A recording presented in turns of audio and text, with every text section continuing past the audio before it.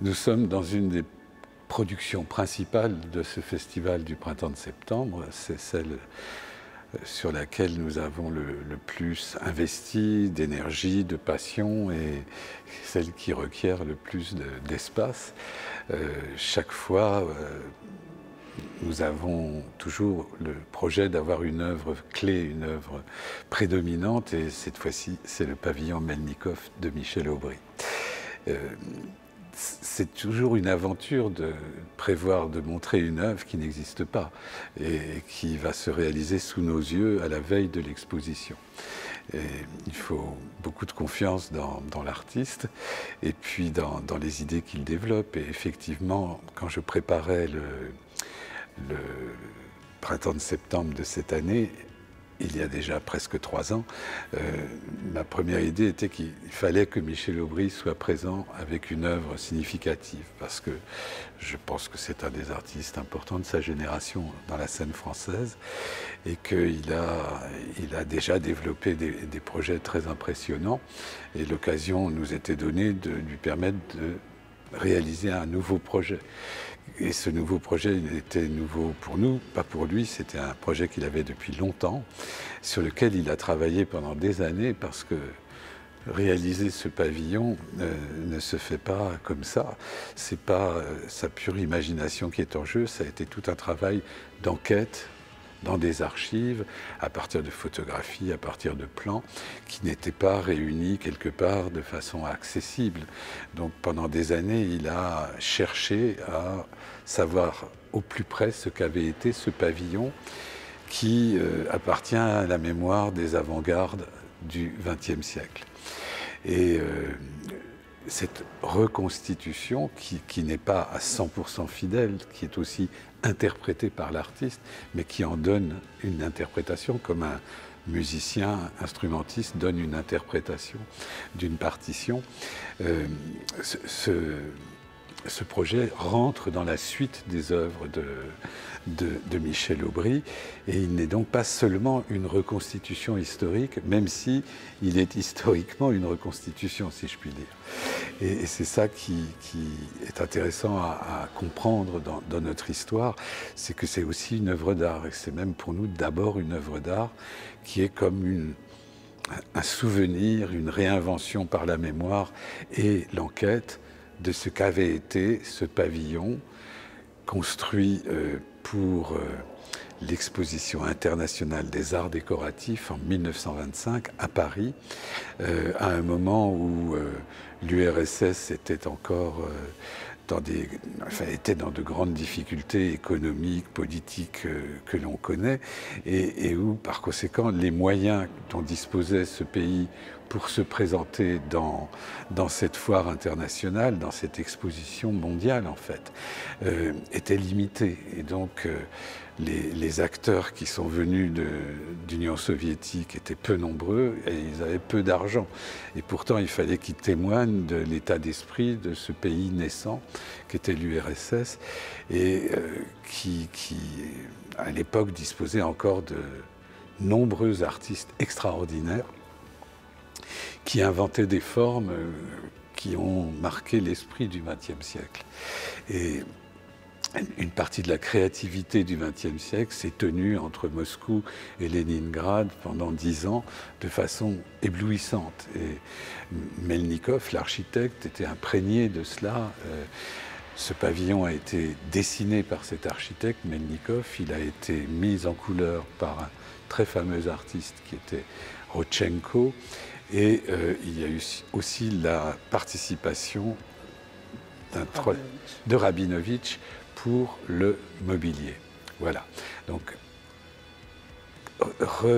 réinventer, reconstruire et retrouver ce moment d'un passé héroïque sur le plan formel et sur le plan de l'espoir d'émancipation qui animait ces gens, c'est un enjeu important pour nous. Et beaucoup d'artistes du XXe siècle et du début du XXIe où nous sommes ont dans leur culture, dans leur mémoire, je dirais dans leur rétroviseur, ces grands moments d'invention collective incarnés par des pionniers à tous égards sur le plan de la création artistique.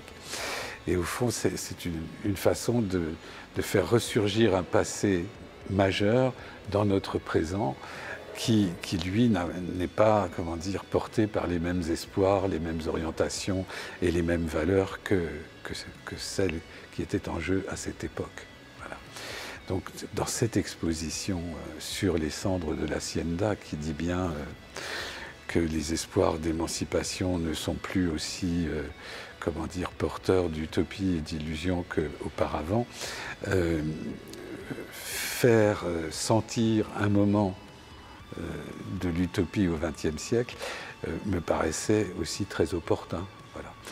Et c'est porté donc par un artiste qui, lui, a une très grande culture de cette histoire et qui y applique non seulement son savoir-faire d'enquêteur et de plasticien, mais aussi ce qui est le propre, peut-être le moins évident, de son travail, qui est sa relation au son, on pourrait dire à la musique, à travers un instrument particulier qui est la cornemuse sarde, si je ne m'abuse.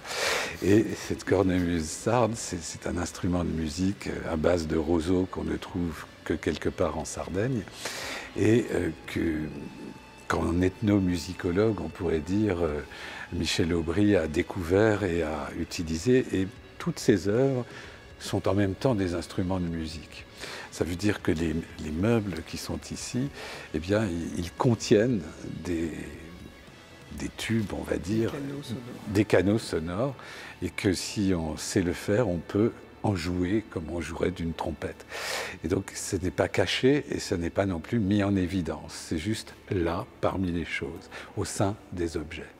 Et de ce fait, c'est la signature de l'imaginaire artistique de Michel Aubry y est inscrite de façon tout à fait inattendue, paradoxale et en même temps nécessaire à ses yeux et aux nôtres. Peut-être pourrais-tu maintenant nous dire un peu comment cette enquête a procédé et quels sont les choix que tu as faits?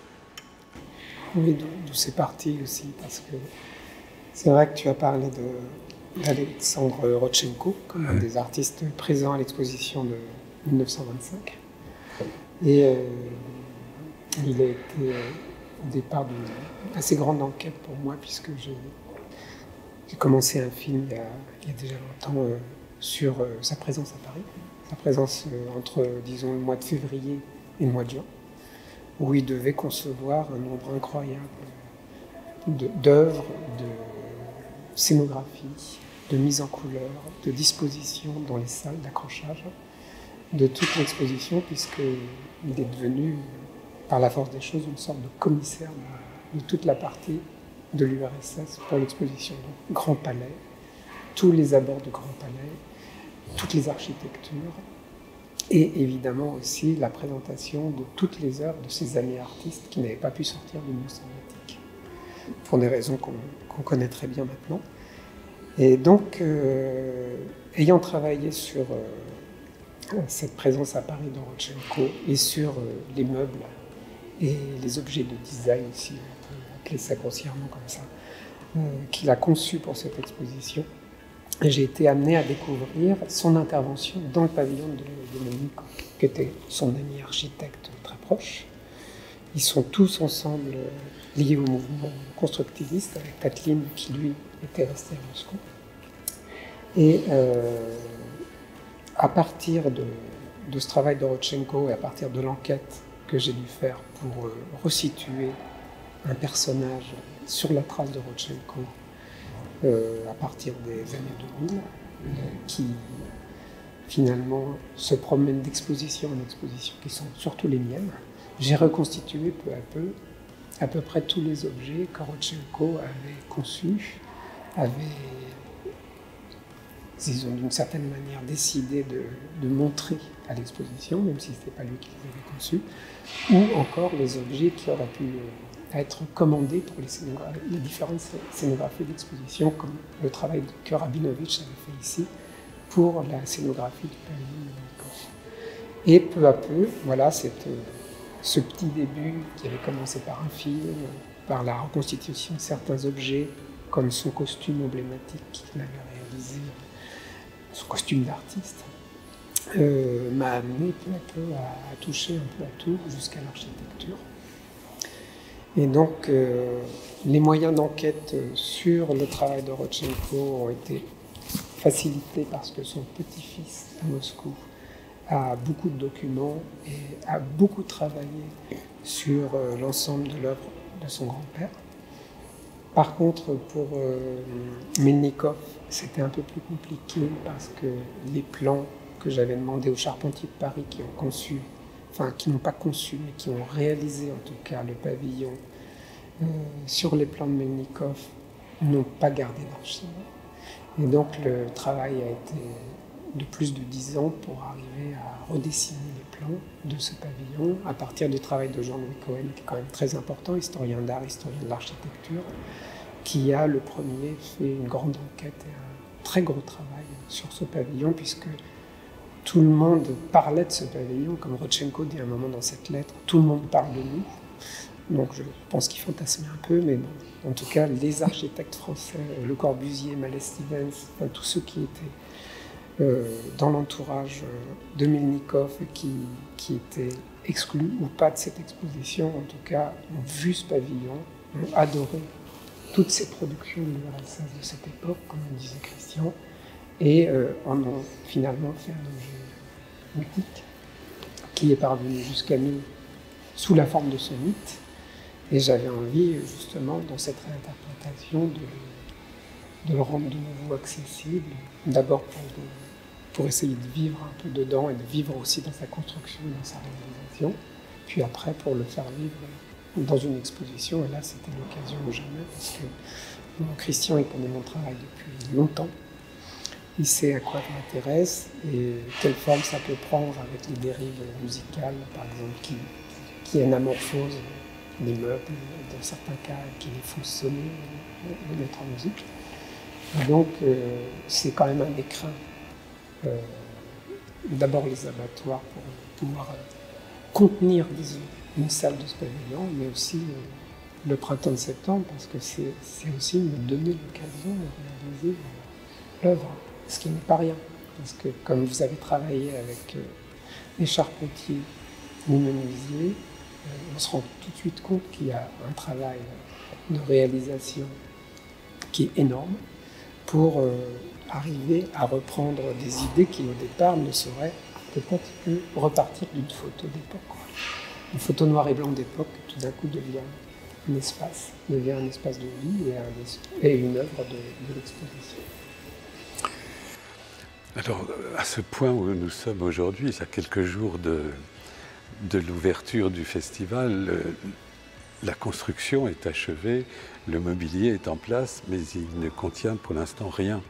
Et Michel Aubry va accueillir dans son pavillon toutes sortes d'éléments qui vont prendre la place du matériel de propagande qui était dans le pavillon soviétique en 1925.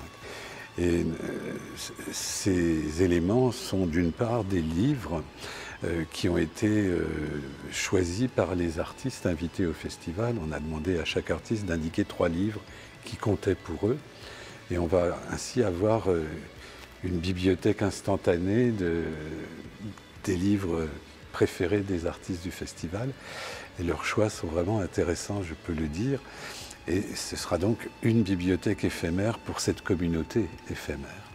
Il y aura aussi des affiches, des posters, des images liées aux artistes invités.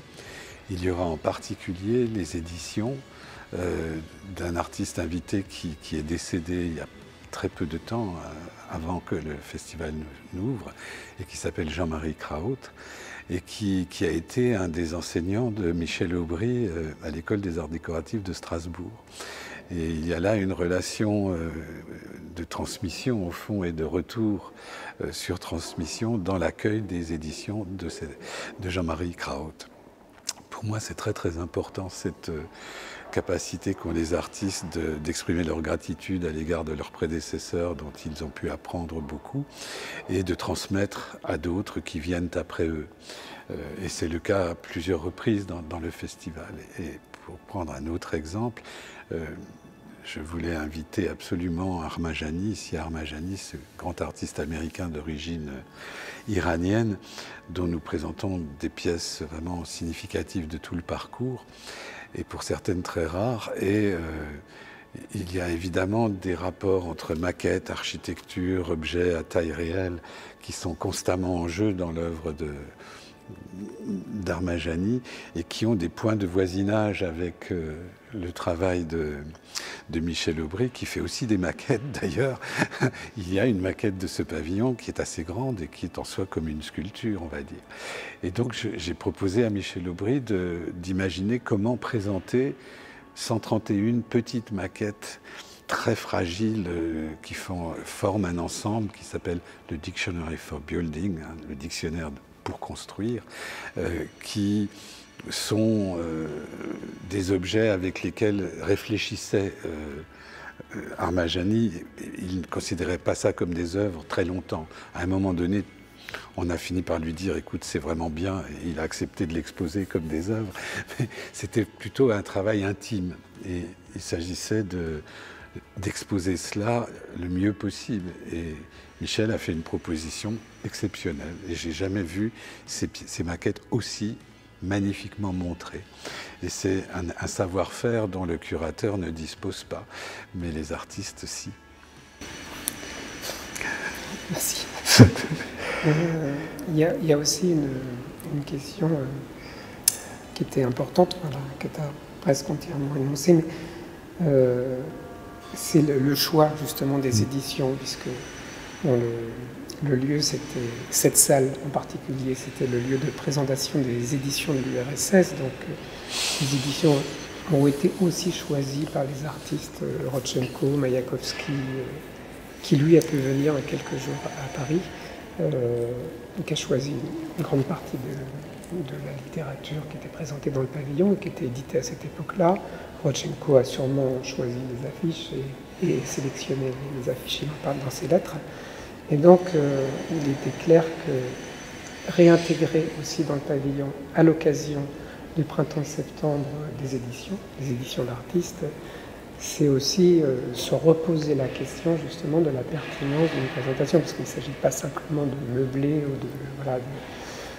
d'avoir un effet visuel avec des affiches ou avec des livres, mais de se poser plusieurs questions par rapport à la pertinence d'un choix, d'une sélection de littérature, de catalogue, d'œuvres et d'éditions comme celle de Jean-Marie Kraut et d'affiches d'exposition par exemple, qui soient en résonance avec notre époque, et non pas forcément celle de 1925, avec les questions qui sont posées au moment de l'élaboration du printemps de septembre, et avec aussi les questions qu'on peut se poser quand on se demande ce que le public va aller chercher quand il a accès à des livres qui peuvent s'installer. Il y aura ici 4 chaises pour lire, pour se documenter et pour tout d'un coup se faire peut-être une autre idée de la présence de cette œuvre dans l'exposition.